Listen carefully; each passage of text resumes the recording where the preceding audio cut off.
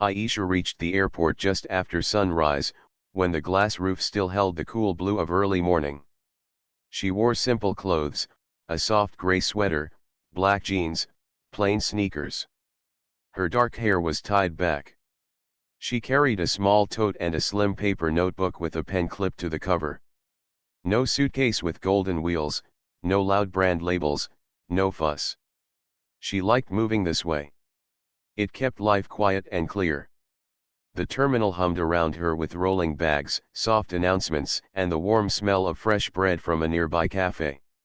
She paused a moment to breathe it in, then walked toward the check-in island for Aurora Air. Her ticket was first class on the morning flight to Meridian City. She had booked it for one reason: the route had a new service that needed a close look. But she did not plan to make noise. She preferred to watch how people worked when they thought no one important was watching.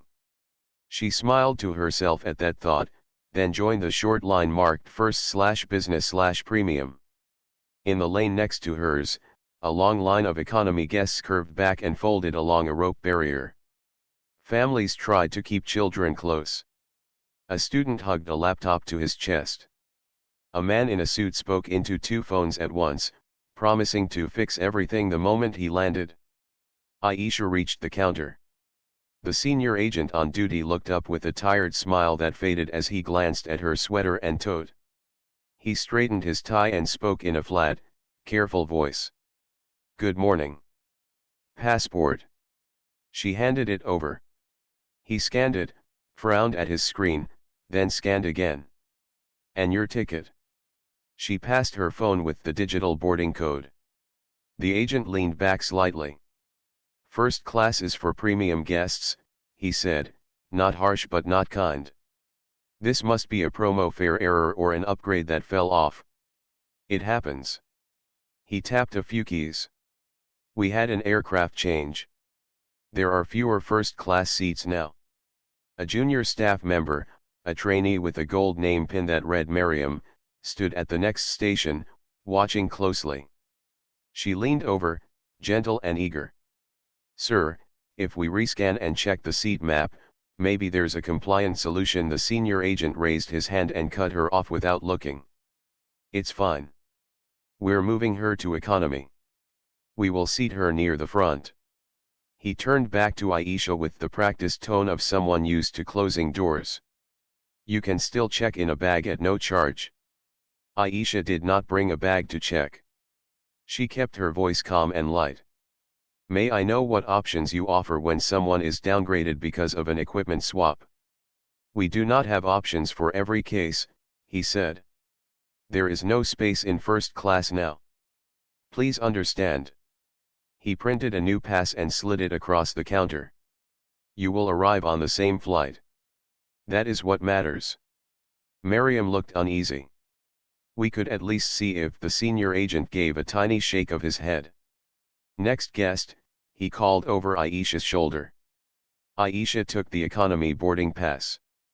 The letters felt thin in her hand. She opened her notebook and, with neat strokes, wrote the date, the time, the agent's name, and equipment swap no offer. Her pen moved without hurry. She did not glare. She only recorded what happened.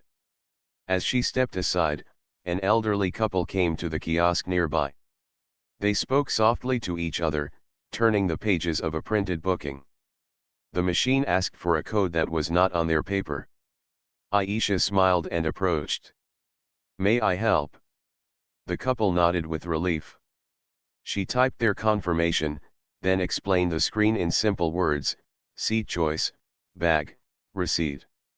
When they were done, the woman patted Aisha's arm with thanks. "You are very kind." Aisha nodded. "Safe journey." She turned and noticed the man in the suit from earlier step up to the first-class counter. He spoke fast and firm. The senior agent's voice changed, it became warm, even playful. "Let me see what I can do for you, sir." A minute later, the man walked away with a new boarding pass and a lounge invitation. Aisha did not feel angry.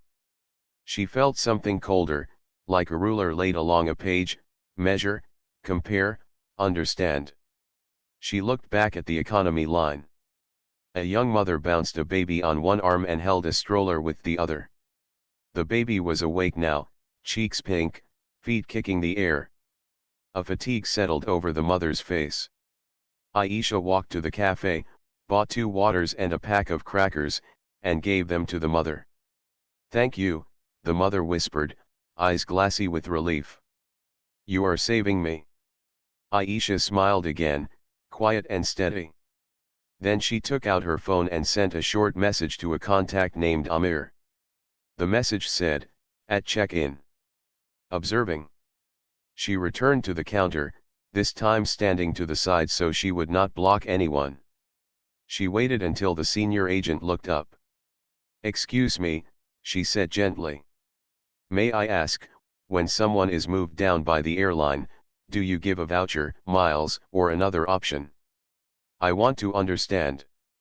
The agent's eyes cooled. "Not every situation deserves compensation. It depends. We cannot do everything for everyone. We have many guests today." A slight edge crept into his voice, but he kept it low. "If you are unhappy, you may email the general address after travel." Miriam spoke softly from her station, "I'm sorry for the confusion." "I can." The senior agent called over her words again. "Next guest." Aisha stepped away and found a seat near the windows. The airside view opened onto a row of aircraft, their tails bright with the Aurora Star emblem.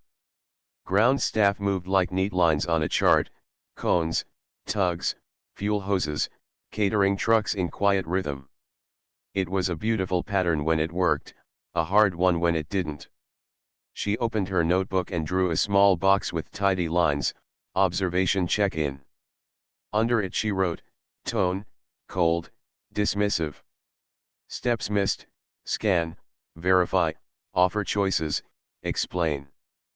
Policy knowledge, weak in front, present in trainee. Guest dignity, low." She paused, then wrote, "Miriam curious, careful, wants to do right." On the opposite page, she wrote, "Senior tired, defensive, no empathy cues." Her pen left small dots of ink like breadcrumbs. The terminal grew busier. An announcement rolled across the ceiling about a gate change on another flight. People lifted their heads as if a tide had tugged at their clothes. A wheelchair attendant pushed a traveler past the seats, and Aisha noticed the small bump through the floor seam where the tiles met. The chair shook. The traveler's hands tightened around the armrests.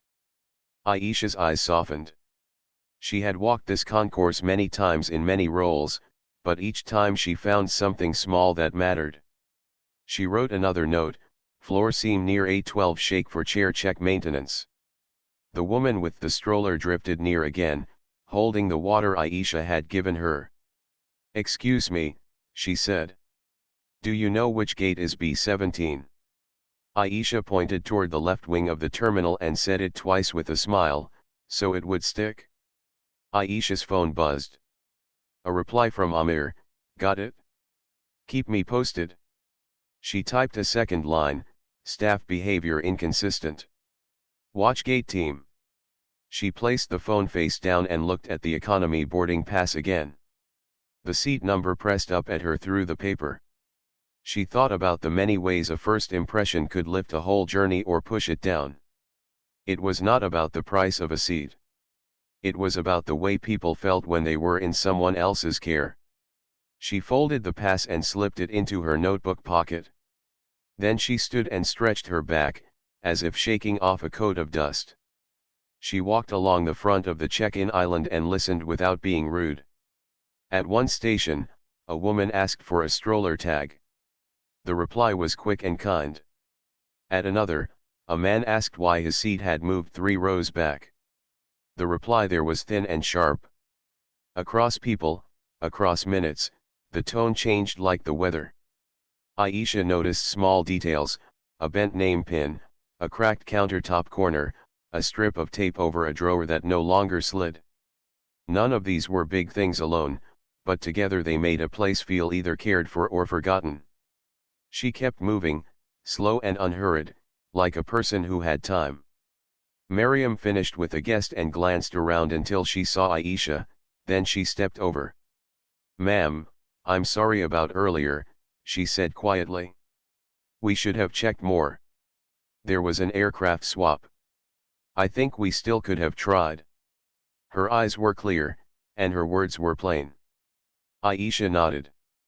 "Thank you for saying that. It means a lot. You care about doing it right." Miriam gave a small smile.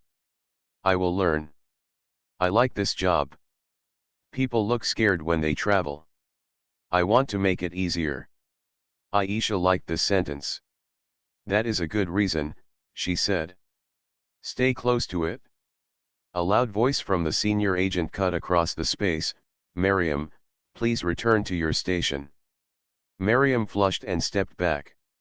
"Have a good flight," she whispered before she turned away. Aisha checked the time. The boarding window would open soon. She closed the notebook and slipped it into her tote. The path to security was a river of light and metal railings. She joined it with the other travelers and moved steadily forward. The scanner beeped, the trays slid, belts came off and went back on. She stepped through with easy practice and picked up her tote on the other side. The economy boarding pass waited in her pocket, quiet as a sealed letter. She did not care about the seat in that moment. She cared about the story the morning was already telling, about how a person with a name tag could make a day better or worse with one sentence, about how a trainee could carry a whole room with simple care, about how a place could forget its own promise if no one watched. She reached the wide hall after security and looked up at the screens. Her flight showed on time for now, though a small symbol flashed by the number, the kind that could become a delay if something wobbled. People around her walked with that soft hurry that looks like a long exhale. A child held a toy plane up to the glass to fly it along a picture of a runway, and a security guard smiled as he passed. Aisha stood for a moment, counting the slow beats in her chest, letting the noise blur into a single wave. Then she walked toward the gate. Every step felt like a promise she was making to herself, to listen, to note, to help, and to act when the time was right. On the way she stopped again at the cafe and asked for a cup of tea. The barista handed it over with a bright morning. Aisha warmed her hands on the paper cup sleeve and watched steam drift in the air. A porter straightened a row of travel magazines, and a child laughed at a joke on a screen. The world felt ordinary and soft. She liked it that way. She moved on, the tea balanced in her hand, her mind balanced too. She did not need to push. She needed to be ready. The gate would write the next lines of the day. For now, she carried water, a pen, and a quiet plan. The hall to the gates opened wide like a river. Aisha walked with the crowd until she saw the screen for her flight. The letters glowed steady for a moment, then a small message appeared under them: "Gate change in progress." People slowed. A few turned in place as if the floor had moved. A clear voice came from the speaker above: "Attention passengers for Aurora Air flight to Meridian City. We are finalizing an equipment change and adjusting the passenger list. Please proceed to Gate B12 for updates. Thank you for your patience." The words were calm, but the energy in the air shifted. It felt like a cord being pulled tighter. At B12, the gate area was already full. Families stood near the poles of the boarding lanes. A traveler in a wheelchair waited beside a row of chairs, hands folded, eyes steady. A group of students compared seat numbers and joked a little too loudly to hide their nerves. Aisha stood near the back and watched the gate counter. A senior supervisor had taken the center spot. He wore a headset and a clipped expression. Two agents worked fast beside him. Miriam, the trainee from check-in, was among them, her focus sharp, her lips moving as she read names on a screen. The supervisor pressed the mic button. "Ladies and gentlemen, due to weight and balance and a change in aircraft type, some seating will be adjusted. We will board by priority only. If you are not in groups 1 or 2, please wait for your group to be called." His voice had the kind of firmness that did not invite questions. He stepped back and began tapping his keyboard. Aisha watched how the words landed. People in suits moved forward a step. A mother with a stroller looked lost. The traveler in the wheelchair turned his head toward the counter, listening.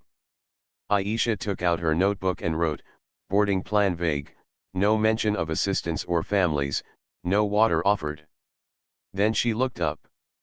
Miriam leaned toward the supervisor and spoke. Aisha could not hear the words, but she could read the shape of them, pre-board. The supervisor shook his head. "Only priority profiles," he said into the mic without looking at her. "Stand by for announcements." Aisha stepped toward the mother with the stroller and smiled. "Would you like me to hold something while you fold the stroller later?" she asked. The woman exhaled a thank you that sounded like relief. The baby, wide-eyed, reached for Aisha's pen. Aisha let the small fingers tap it once and then tucked it away. "We will get through this," she said gently. A frequent flyer with a shiny tag on his carry-on walked straight to the counter. "I need to board early," he said, tapping his watch. "Meeting at noon. I paid for extra space." The supervisor looked up at the tag and nodded. "Of course. We can arrange a lounge voucher as well." The frequent flyer's jaw relaxed. "Good." He did not look back at the families waiting near the polls. Aisha saw the moment small choices began to separate people into those who were helped and those who were ignored. The student group had gone quiet. One of them, a thin young man with a worried crease between his eyebrows, stepped back from his friends and stared at his phone. Aisha moved closer. "First flight alone?" she asked. He nodded. "First time abroad. My mother is watching me on video from home. She keeps saying, 'Tell me when you sit down on the plane.'" He stopped and laughed at himself. "I told her I would, but now I don't know when that will be." Aisha kept her tone warm. "You will text her soon. If there is a change, we will manage it.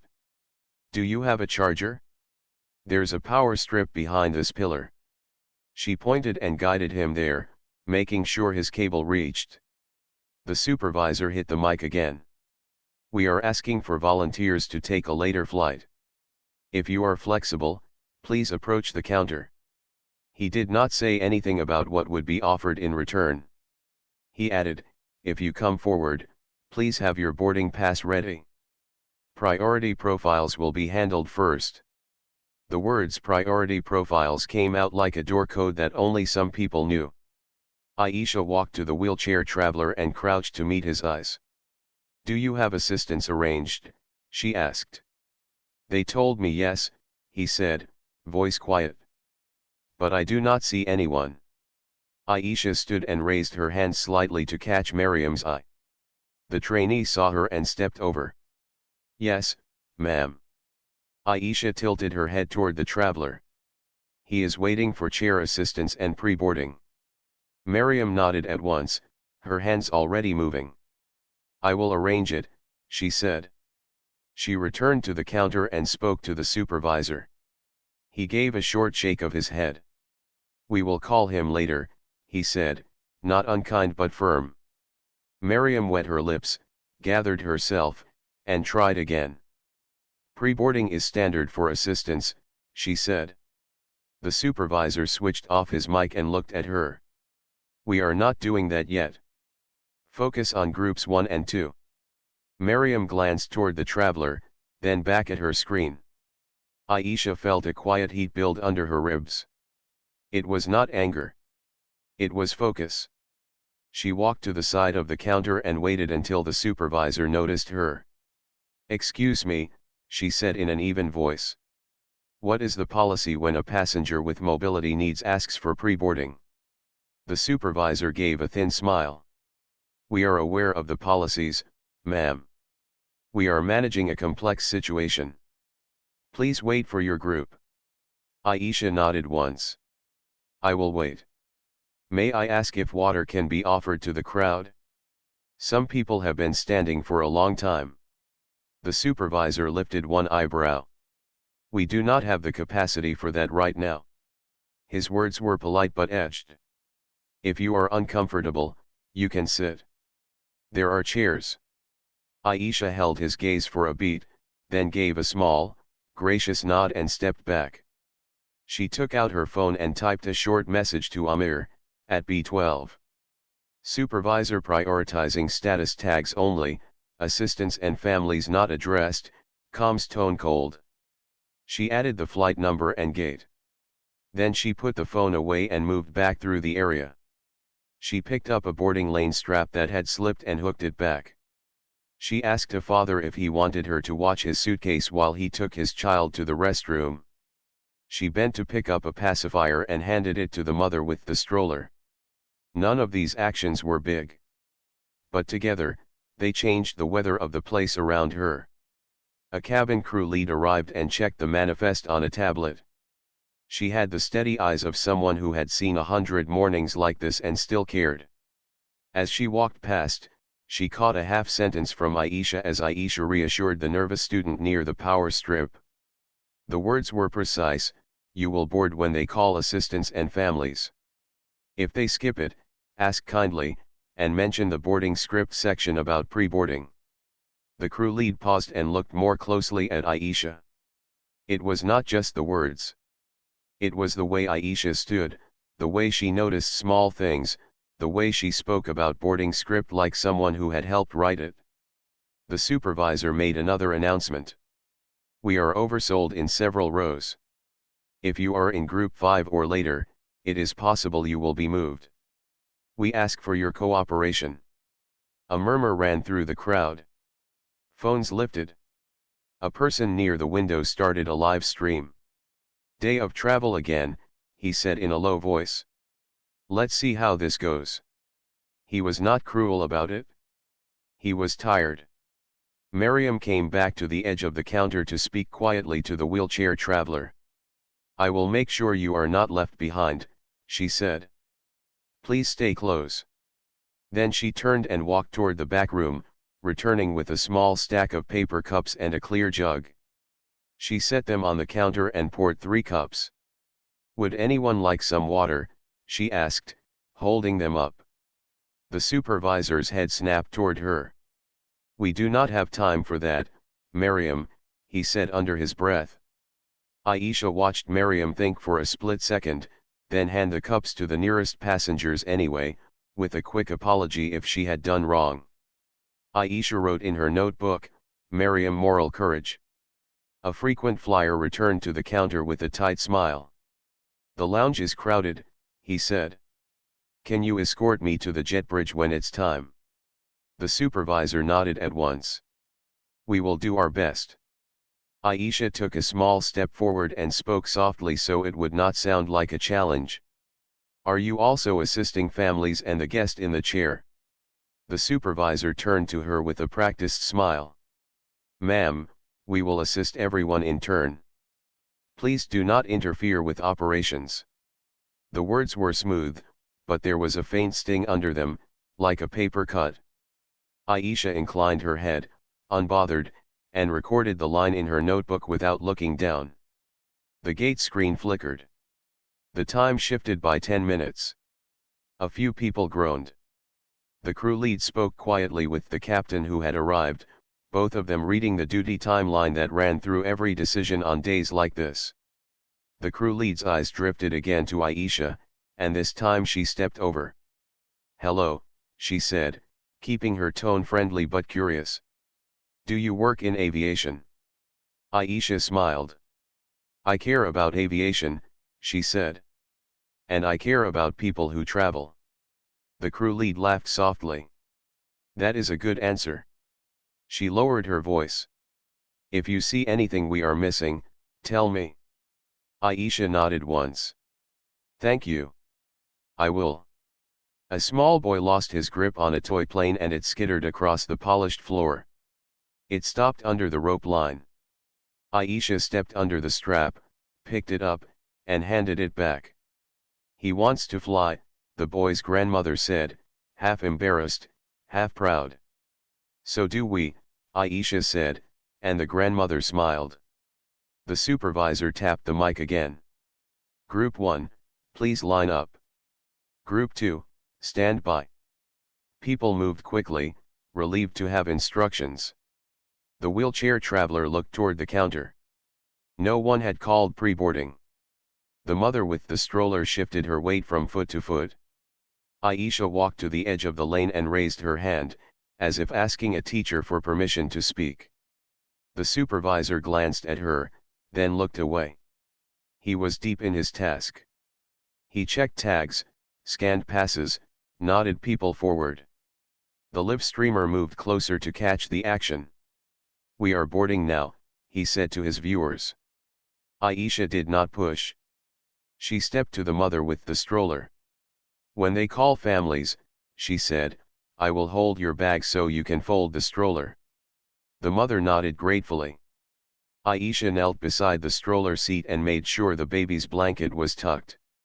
She stood again, took a breath, and looked at the clock. She sent one more brief message to Amir. Boarding started without assistance call, tone remains cold. Please monitor. She added, trainee attempting to do right, needs permission.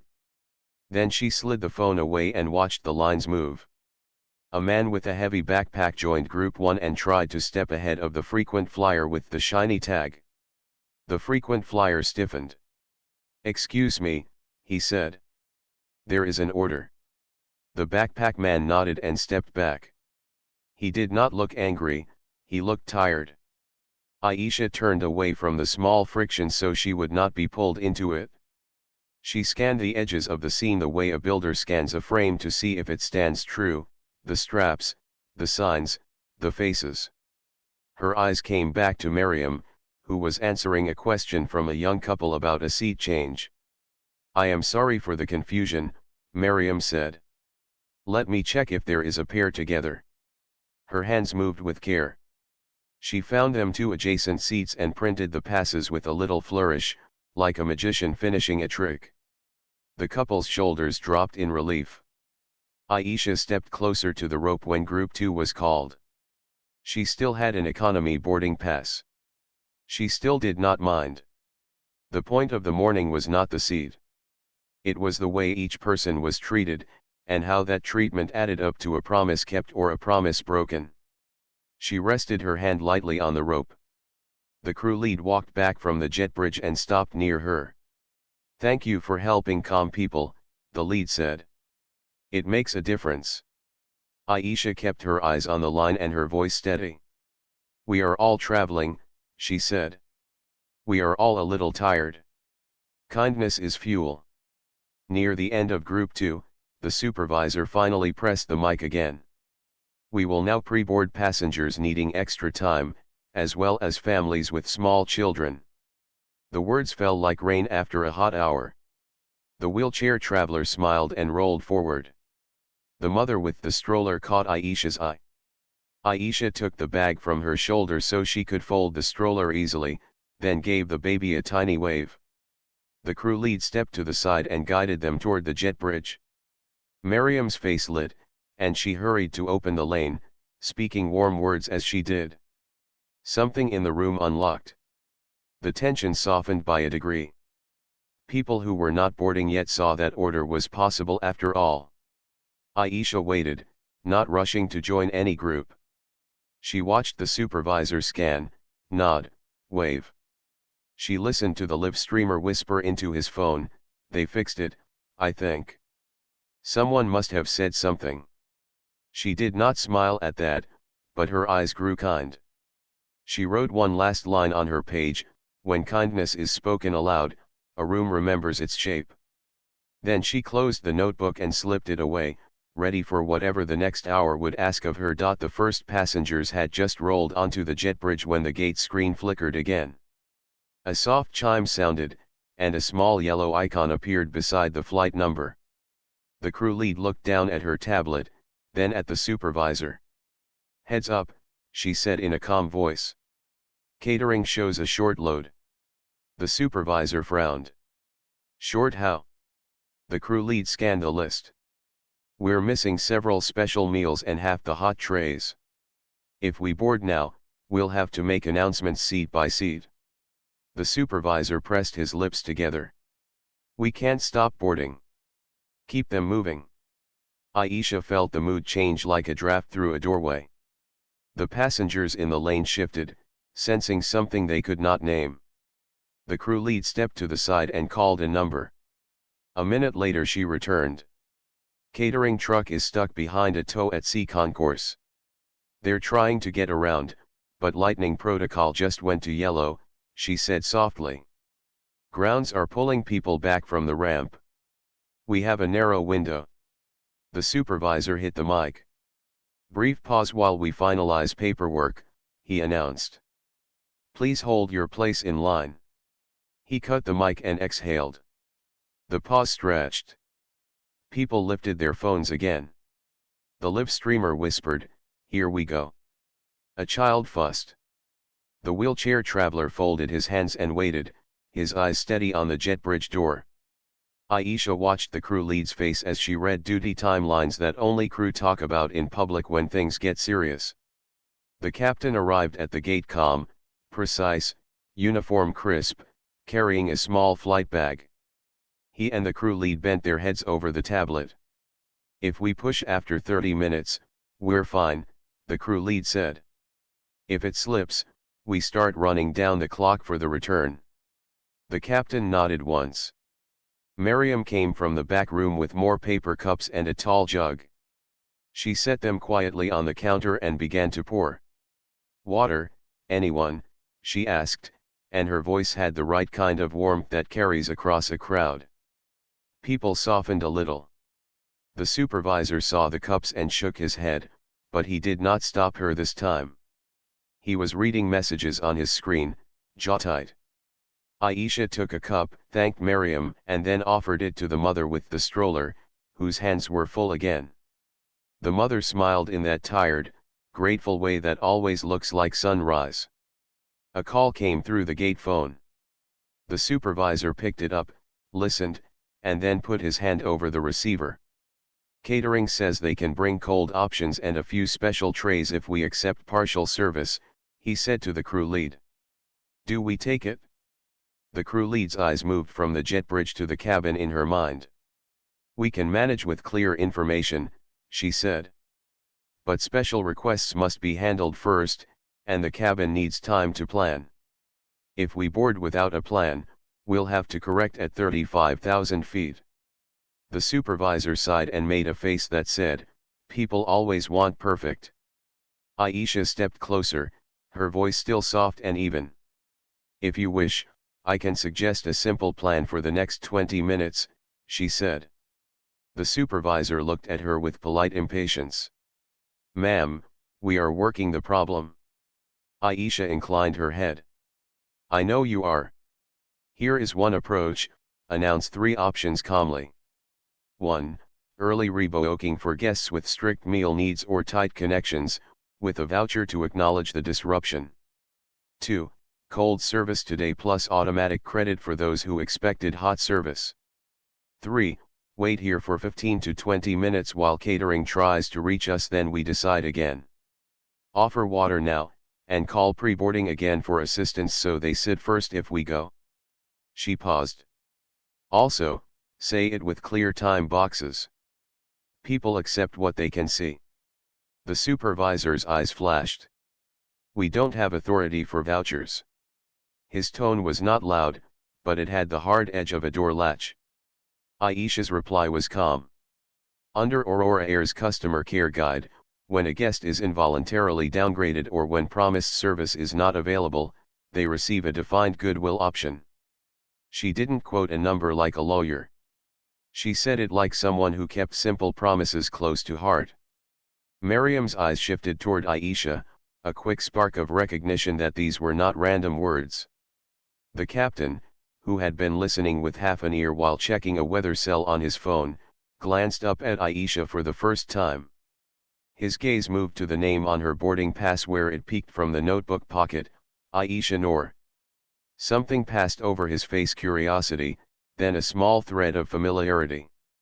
He hid it well, as good captains do, and waited.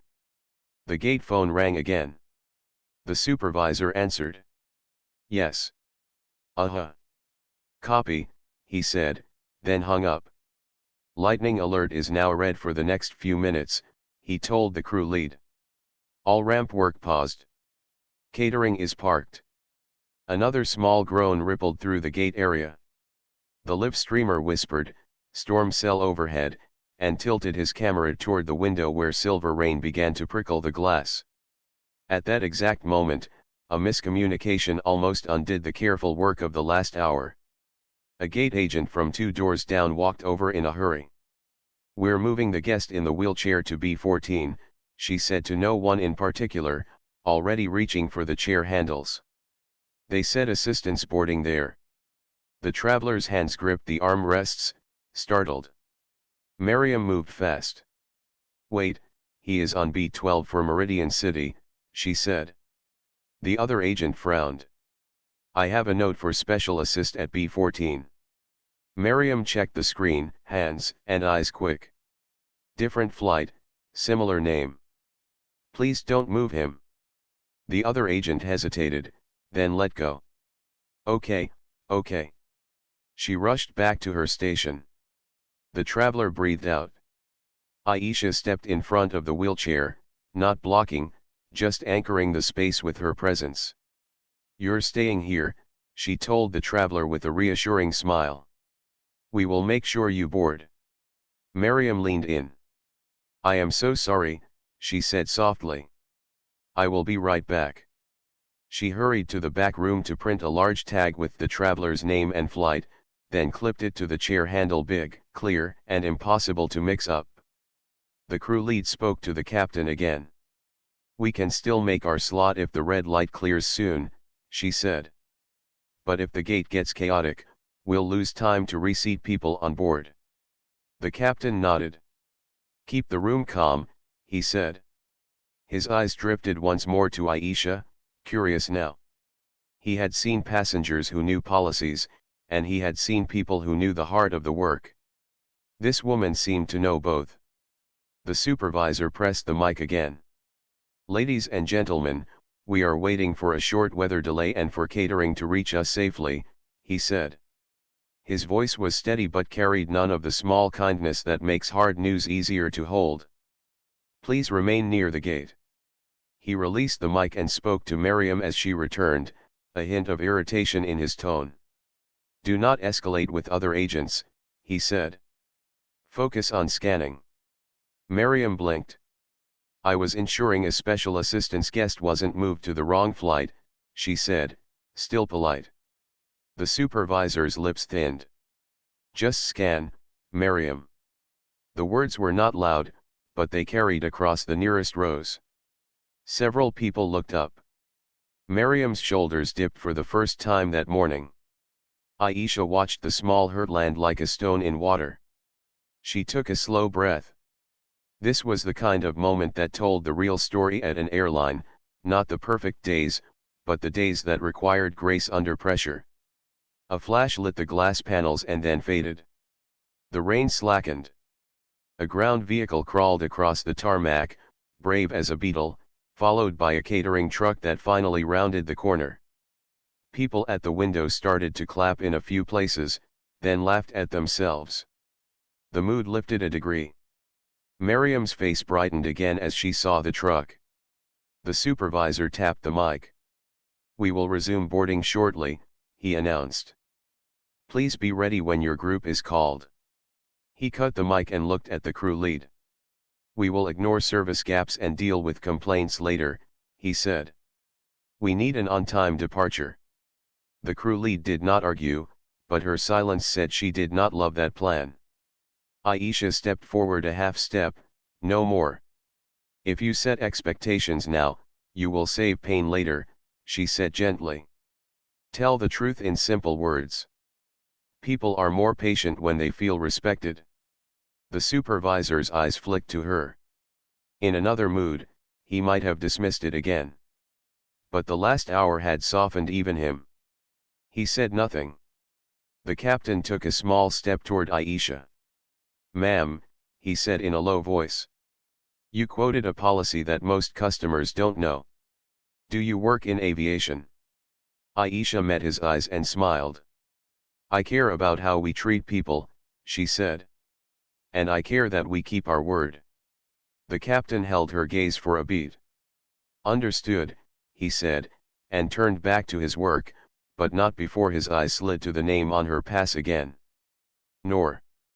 A thread tugged in memory, the founding story of Aurora Air, the family whose name hung quiet on a wall in the headquarters hall. Catering reached the aircraft at last. The crew lead spoke into her radio with crisp, kind instructions. Prioritize special meals first, she said. Then make a count of cold options remaining. She looked up at the gate. I need 5 minutes, she told the supervisor. Then we'll restart boarding with assistants and families to settle them early. The supervisor nodded curtly. Aisha took that cue. She walked to the center of the waiting area and addressed the room, not like a boss, but like a neighbor. Friends, quick update, she said in a voice that carried without being sharp. The weather alert is easing. The food truck reached the plane. The team is working to load what we can. In about 5 minutes, they will likely pre-board those who need extra time and families again, then groups by number.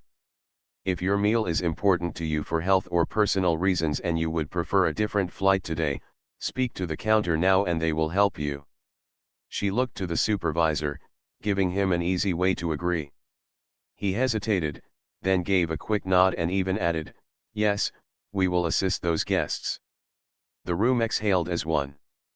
The live streamer whispered, that's how you do it, to his phone. The student by the power strip tapped out a message to his mother, we are boarding soon. All good. The mother with the stroller smiled with new energy. The wheelchair traveler tipped his chin in thanks. Miriam used those 5 minutes well. She walked to the front of the lane and, with a steady voice, rehearsed the boarding script she had learned in training, the one that puts people at ease by making the steps clear. We will begin with guests needing extra time to board, then families with small children, she said. Please have your boarding pass ready. If you have a question, I am happy to help. The words were plain and honest. The supervisor, perhaps surprised by how normal it sounded, did not stop her. The captain made a short call, then glanced again at Aisha. He took a chance. Miss Noor, he said quietly, using her surname with gentle respect, if you see anything else we can do in the cabin today to make things right, please let the lead know. The name fell into the space between them like a key turning in a lock. Aisha's eyebrows lifted just a fraction, then eased. Thank you, Captain, she said. The crew lead, catching this exchange out of the corner of her eye, connected her own dots. She did not say anything, but her posture shifted into a sharper kind of readiness, like a musician tuning for the next movement. The supervisor, unaware of the small currents, made one more choice that turned eyes again. A man stepped to the counter and said, my seat was changed from an aisle to a middle. I have a back issue. Is there anything you can do? The supervisor, stressed and tired, waved a hand. We cannot fix every seat today, he said, this time loud enough for 3 rows to hear. Please take your assigned place. The man stepped back, face flushed. Miriam looked between them and then offered the man a quiet alternative. Sir, if you are open to a later flight, I may find you an aisle with extra room and a small credit for the trouble, she said softly. The man's shoulders lowered. Thank you, he said. The supervisor shot Miriam a look. Do not promise credits, he snapped. That is not your call. The room went silent again in a narrow circle around the counter. Aisha felt the decision point arrive, as clean as a bell. She could stay a shadow and keep noting, hoping the moment would pass and the plane would leave with only a thin apology. Or she could step into the light and set the tone for the rest of the day for this gate, this crew, these passengers, and for Miriam, who had chosen kindness in public when it cost her something. Aisha glanced at the captain, at the crew lead, at the wheelchair traveler with the tag on his chair, at the mother with the stroller, at the student clutching his phone like a hand to hold. She reached into her tote and touched the small case that held her credentials, the ones she rarely used outside a station office. Her fingers rested there for a moment. She took one slow breath, the kind that settles a room, and then she stepped toward the counter with the quiet certainty of someone who knew the work and loved the people it served. The storm had passed. The next move would decide what kind of sky this day belonged to. Aisha stepped to the counter with calm steps, like a person walking toward a door she had opened 1,000 times. She did not raise her voice. She did not change her face. She simply took out a small leather case from her tote and placed it gently on the counter. The case opened with a soft click. Inside was a secure ID card with her name, a QR code, and a slender silver emblem of the Aurora Star. The captain saw it first. His posture straightened by a degree, not stiff, just ready. The crew lead glanced, read the name, and folded her hands in front of her as if centering herself. The supervisor looked down, then up, then down again, as if the words on the card were moving. "Miss Noor," the captain said quietly. It was not a question. Aisha met his eyes and gave a single, respectful nod. "Captain," she said. Then she pressed a button on her phone and spoke in a steady tone. "Ops Control, this is Aisha Noor at Gate B12. Please join me on a brief coordination call with station leadership and customer care." The line clicked and a clear voice answered at once, "Ops Control here." Another voice joined, "Customer care on." A third, "Station leadership listening." Aisha kept the phone on speaker and turned it slightly so the crew lead and captain could hear, while keeping the crowd's attention calm. "Thank you," Aisha said. "Here is the situation. We had an equipment change earlier. First class seating reduced, resulting in at least one involuntary downgrade at check-in with no offer of alternatives. At the gate, boarding began without pre-boarding for assistants and families. Catering arrived late due to a weather alert and ground delays. We now have partial hot service and some missing special meals. Duty time is tight but manageable if we act with order. The crowd is patient but tired." She spoke without blame, only with facts, as if she were reading a map. The supervisor stood very still. His eyes were on the phone, then the ID, then Aisha's face. He looked like a person who had walked into a room thinking it was one thing and discovered it was another. He swallowed and opened his mouth to explain something, then closed it again. Aisha went on. "I will outline a plan. Please confirm authority. Then we will execute."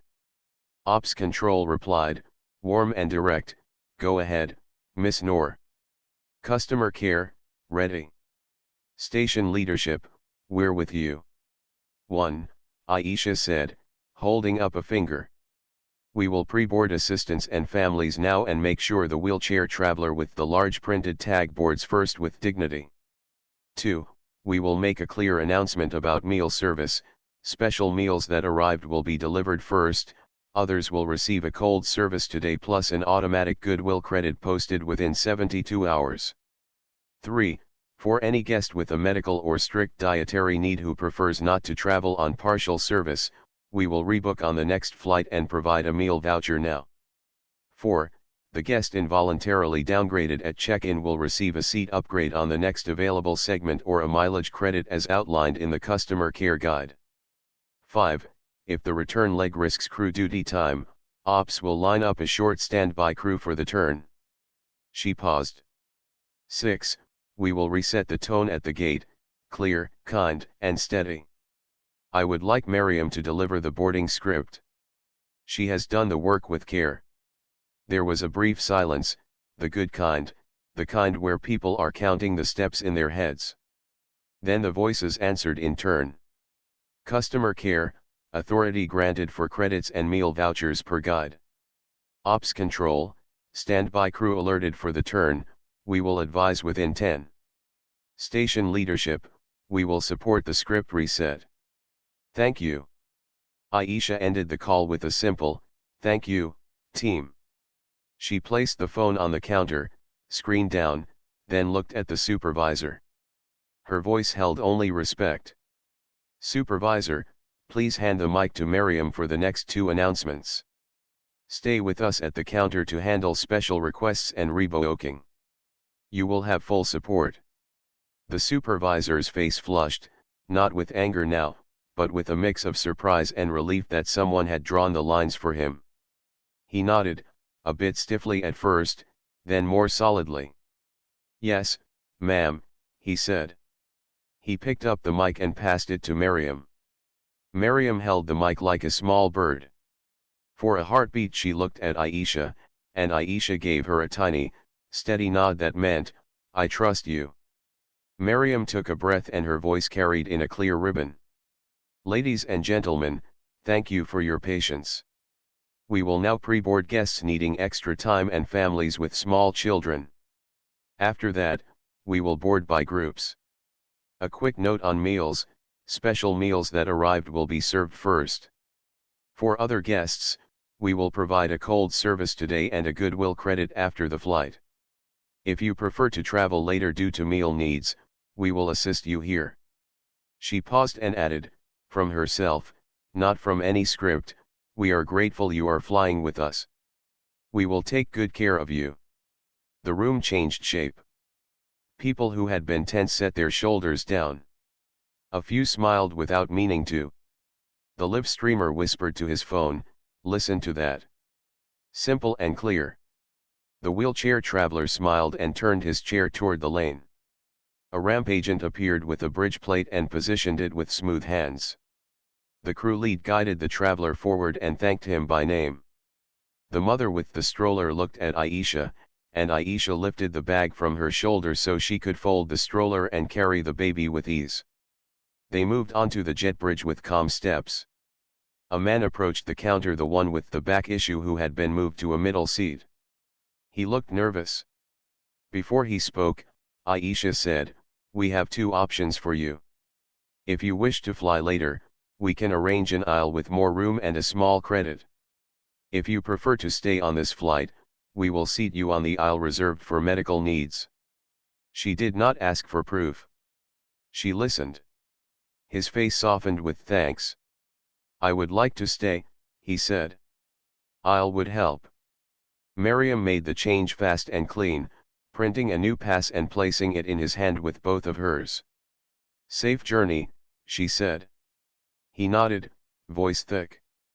Thank you. The captain moved closer and spoke quietly to the crew lead. We have 10 minutes of margin, he said. If boarding flows now, we keep the slot. The crew lead nodded. She looked at Aisha. Would you like to speak to the cabin before we close, she asked. Aisha shook her head. Your voice is the right one on board, she said. I will be a guest among guests. The crew lead smiled at that choice. It told her everything she needed to know about the kind of leader she was looking at. The supervisor, to his credit, worked hard at the counter.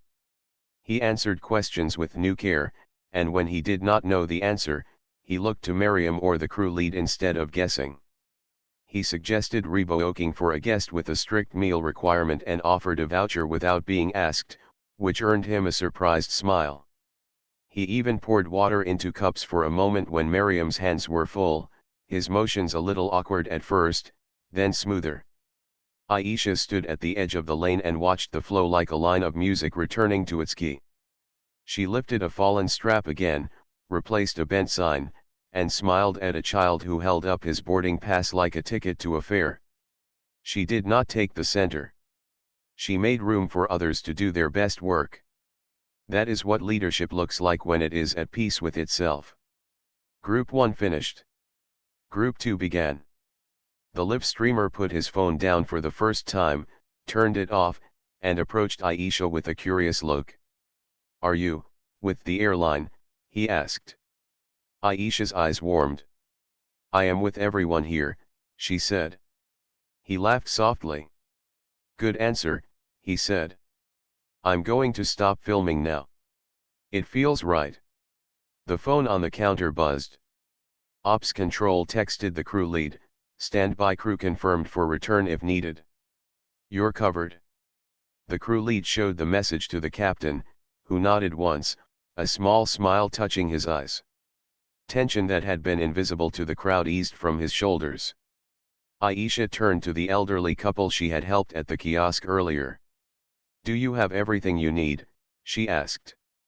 Yes, dear, the woman said, then lowered her voice. We heard who you are. She said it with kindness, not gossip. Aisha pressed a finger lightly to her lips, playful, and the woman chuckled. Our secret, the woman said. When most of Group 3 had boarded, Aisha stepped to the counter. She placed her economy boarding pass on the granite and slid it toward the supervisor. Please move this to any open aisle seat near the front, she said, so I can assist if needed. The supervisor looked up, surprised. Of course, he said. He tapped a few keys and found a seat. 12C, he said. Thank you, Aisha replied. And one more request, please document 2 items for follow-up floor seam near A12 that shakes wheelchairs, and a cracked counter edge here. Let's get both fixed. The supervisor nodded and typed notes into the station log, his face serious. Logged, he said. Miriam finished an announcement, then set the mic down. She turned to Aisha. Thank you for trusting me, she said quietly. I was scared I would say it wrong. Aisha shook her head. You said it right because you meant every word, she replied. Technique can be trained. Care can only be chosen. You chose it. Miriam's eyes shone, not with tears, but with a steady pride she would remember on hard days. The final groups formed, lighter now, almost cheerful. Boarding passes beeped in a clean rhythm. The jet bridge sighed and hummed. The rain outside had thinned to a bright mist, and sunlight pressed through the higher clouds like a promise. The wheelchair traveler gave a small wave from the doorway of the aircraft. The mother with the stroller lifted the baby in a little salute. The student by the power strip held up his phone and mouthed, "Texted my mom okay." Aisha waited until the line thinned to the last few guests. Then she turned to the supervisor. Her tone was gentle but clear. When this flight closes, please join me and station leadership in the office for a short review, she said. This morning shows where we are strong and where we must grow. You will have support. We will reset training. We will put kindness into our script until it lives in our hands. The supervisor swallowed, then nodded. Yes, ma'am, he said. It did not sound like defeat. It sounded like a person ready to do better. The crew lead stepped up for the final check. Cabin ready, she said to the captain. Galley secure. Special meals verified. 2 rebooks completed. All assistants on board. The captain smiled, small and real. Thank you, he said. He looked at Aisha. We will take good care of them. Aisha returned the smile. I know you will. The gate door closed with a soft, satisfying thud. The jet bridge pulled back in a slow arc. The aircraft's nose turned toward the open path. People at the windows watched it move with the quiet joy that always comes when a plan, carefully made, begins to work. The live streamer, no longer streaming, put his hands in his pockets and simply watched, part of the room instead of above it. Aisha picked up her tote. She looked once more at the counter, at the cups, at the rope lines now tidy. She looked at Miriam, who was already guiding 2 late arriving guests to the service desk with patience. She looked at the supervisor, who was organizing the log and printing a short list of follow UPS. She looked at the crew lead, whose eyes shone with that bright, strong calm she carried onto airplanes like a lantern. Then Aisha turned toward the door to the jet bridge. She did not walk like an owner. She walked like a traveler. She would sit in 12C, listen, and help if needed. This was her favorite part of the work, not the title, not the emblem, but the simple act of care repeated until it became a culture. The plane waited, silver and ready, a line of light along its windows. Aisha stepped forward, and the day moved with her clear, kind, and steady. Aisha stepped into the cabin and paused just inside the doorway to let the crew finish their checks. The air smelled like clean linen and brewed tea. Soft music played at a low volume, steady as a heartbeat. The wheelchair traveler was already settled at the bulkhead. The aisle around him was clear. A flight attendant crouched to his level and spoke with easy respect, confirming where his bag was and how to call if he needed help. He thanked her, and his voice held relief. The mother with the stroller was now in a window seat a few rows ahead, the baby dozing against her shoulder. A blanket had been tucked around both of them, neat and warm. Aisha found 12C and slid in. The aisle seat gave her a wide view of the cabin. Across the row, the student texted his mother again. His hands shook less now. Boarding, he typed, then sent a little plane emoji.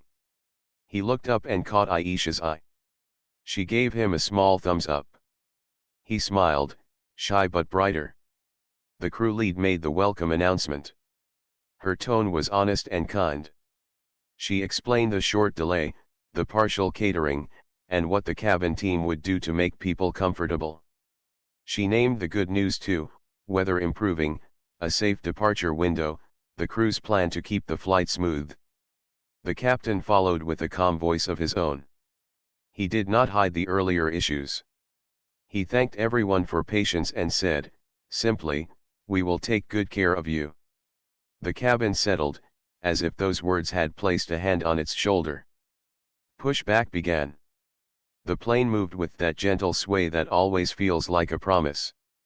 As they climbed, a thin band of cloud brushed the windows. The seat belt sign stayed on a little longer than usual. When the bumpiness passed, the light chimed off, and the aisle filled with quiet motion. The crew started service with firm grace. They carried clipboards for special requests and a small list of guests who might want to rebook on arrival for meal reasons. They worked row by row, not fast, not slow, just right. A flight attendant in a green scarf stopped by 12C. "Tea or water to start?" she asked. Aisha chose tea. The attendant's hands were steady. "Thank you for helping at the gate," she said softly, almost as an aside. Aisha shook her head. "You and your team did the hard part," she replied. The attendant smiled, eyes bright, and moved on. Across the aisle, the student glanced at the safety card again. Aisha leaned slightly toward him. "It is all clear?" she asked. "Yes," he said, embarrassed and proud at once. "I'm okay now." He hesitated. "I thought travel was only about speed. Today I learned it is also about care." He seemed surprised by his own words. Aisha nodded, thinking how often a hard hour teaches the right lesson when it is handled with kindness. The crew lead reached the bulkhead and checked on the traveler in the wheelchair again. "Do you need anything adjusted?" she asked. "A small pillow behind my back," he said. She placed it and waited until he settled. "Perfect," he said, smiling. "Thank you for seeing me." The words were simple, and they held the weight of many earlier days when someone had not seen him in time. The mother with the baby stirred. The baby gave a tiny cry, the kind that is half a song. A nearby passenger offered to fetch the pacifier that had rolled under the seat. The mother whispered thanks. Aisha watched the small scene and felt the cabin knit itself into a temporary village, the kind that forms only on airplanes when strangers become neighbors for a few hours. Service reached 12C. The attendant placed a small tray with a cold plate, fresh bread, and fruit. "We are short on hot options today," she said, "but I added extra fruit for some rows, and we have warm tea refills." Her tone made the difference, not apology without action, and not action without heart, but both. Aisha tasted the bread. It was soft and good. She looked down the aisle and saw the crew moving with purpose and light touches. A hand on a shoulder when needed. A clear answer. A refilled cup. The rhythm of care. Halfway through the flight, the cabin lights dimmed to a gentle glow. The captain came on with a short update: tailwinds favorable, arrival likely on time. He mentioned he had checked the weather again along the route and thanked the ground teams who had worked under the alert.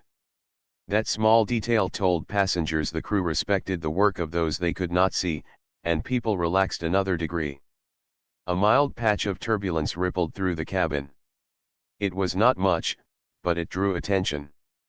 The crew lead responded fast. "Please return to your seats and fasten your belts," she said, friendly and firm. The crew moved like water, checking belt lines with eyes, not hands, so passengers felt safe and not watched. The bumps passed. Laughter rose from a cluster of seats when the baby, unbothered, blew a loud raspberry into the quiet. Even the student laughed, the kind that breaks a stiff moment and resets a room. Time did what it does in the sky: it widened and then suddenly ran. The crew collected trays and returned with water again. The traveler in the wheelchair asked for help to stretch his fingers and wrists. The attendant guided him through slow motions, patient and skilled. Aisha caught the supervisor's face in her mind and hoped this moment would reach him too, that he would train his eyes to find such needs before they are spoken. As descent began, the crew lead stopped by 12C. "We have the follow-up set," she said softly. "Credits will be automatic for those who received cold service. 2 guests chose to rebook on arrival. I'll meet them at the door." Aisha nodded. "Thank you for closing the loop."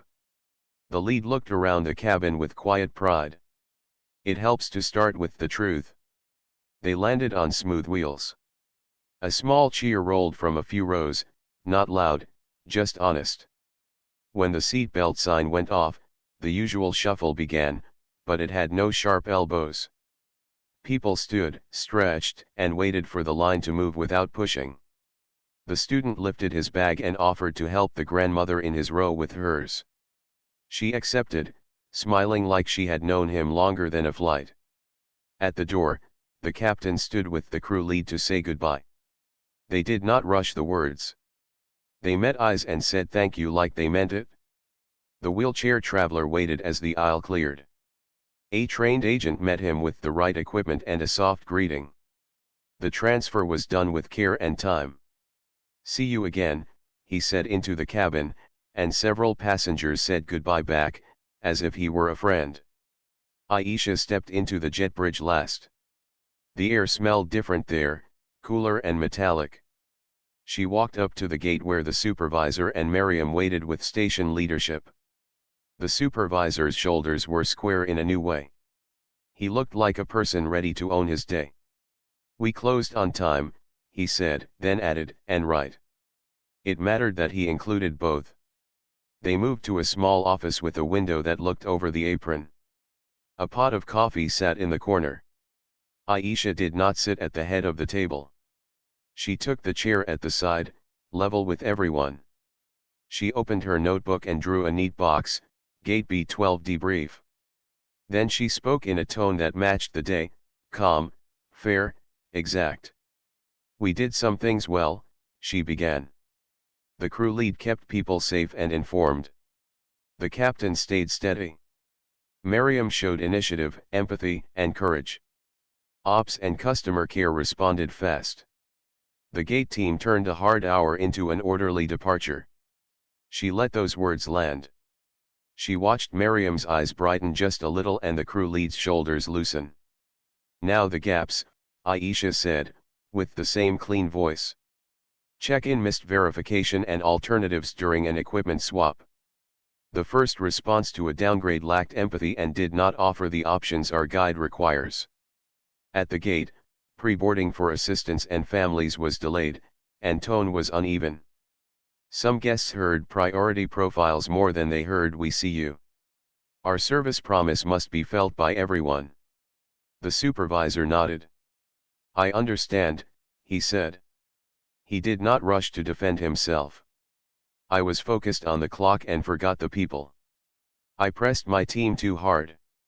I cut off my trainee when she was right. I will fix it. His voice had no drama, only truth. Aisha outlined the path.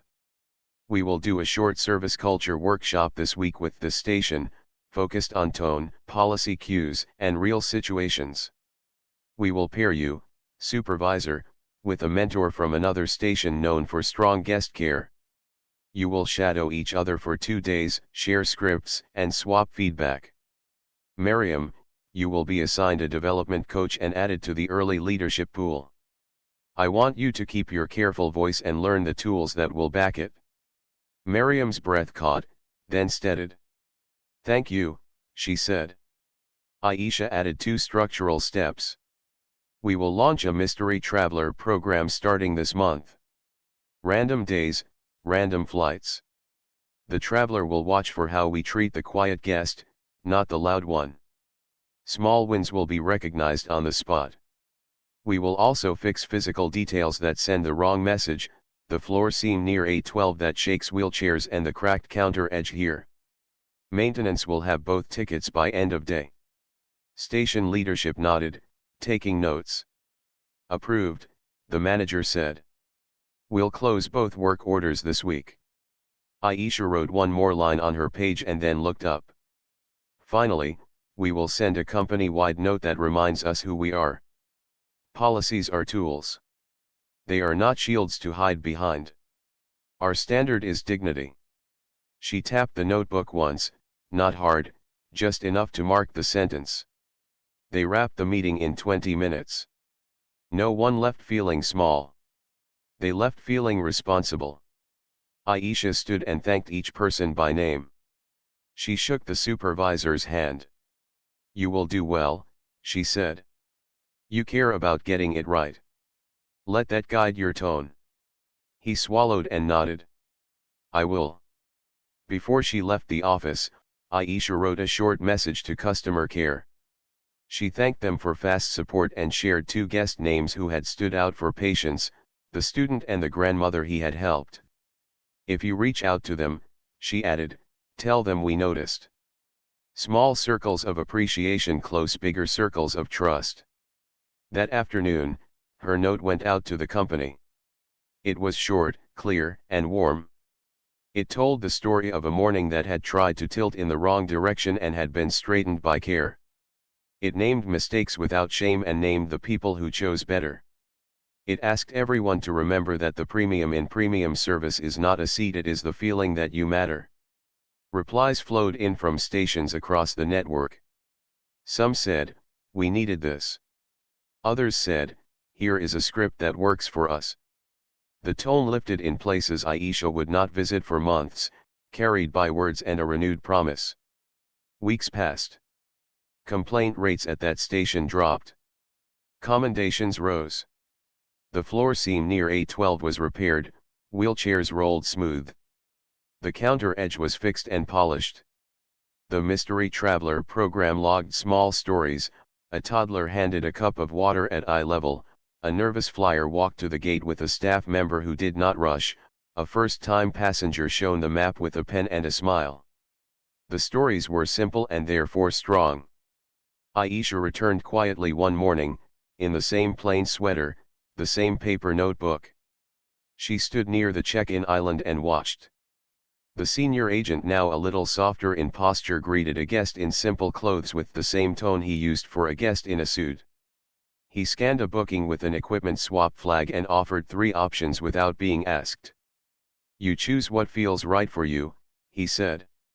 The guest chose a later flight with a lounge pass and a promised mileage credit. The agent printed everything and said, we're sorry for the change, and we're here for you. The words were not heavy. They were sturdy. At the gate, Miriam stood with a mic. Her announcements were clear and warm. She pre-boarded assistants and families without being reminded. She offered water with ease. When a small issue surfaced, 2 people with the same seat assignment, she smiled and solved it in less than a minute. The crowd never spiked. It breathed in a steady rhythm. Aisha did not step forward this time. She did not need to. She wrote a single line in her notebook, "They remember." She bought tea, watched a sunrise paint the tail of an aurora jet, and felt that quiet joy that comes when a promise lives in more than one person's hands. Before she walked away, a familiar voice called softly. It was the elderly woman from the first day. "We hoped we'd see you again," the woman said, appearing at her side with her husband. "This airport feels different now." Aisha smiled. "People are doing the work," she said. The woman nodded. "Yes," she said. "We can feel it." Aisha tucked her notebook into her tote and headed toward security, not as an owner on inspection, but as a traveler among travelers. The terminal hummed with the ordinary music of a day starting well. Screens flickered with on-time flights. A child traced a plane on the glass. A staff member paused to pick up a dropped scarf and returned it with a smile. Somewhere a captain checked weather, and a crew lead adjusted a plan, and a trainee chose care over speed and found that care made everything faster in the end. The morning moved forward, clear, kind, and steady. And in the quiet space between one step and the next, Aisha felt grateful for the simple truth that had guided the whole story: when people are treated with dignity, the sky opens.